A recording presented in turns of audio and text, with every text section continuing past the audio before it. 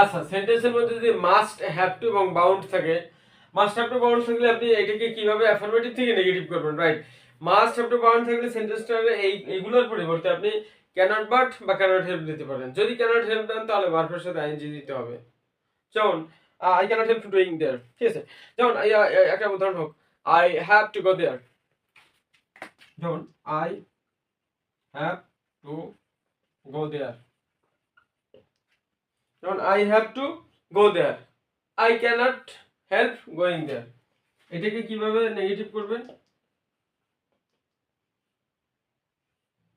Have to এর পরিবর্তে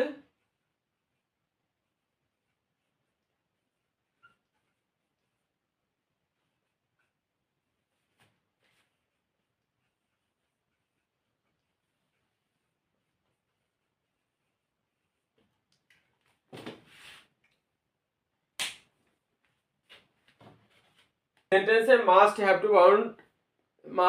two bound যুক্ত অ্যাফার্মেটিভ সেন্টেন্সকে নেগেটিভ করতে হলে মাস্ট হ্যাভ টু বাউন্ড এর পরিবর্তে ক্যানট বাট বা ক্যানট হেল্প দিতে পারেন। যদি ক্যানট হেল্প দেন তাহলে ভার্বের সাথে আইএনজি দিতে হবে। যেমন আই হ্যাভ টু গো দেয়ার, তাহলে I cannot help going there.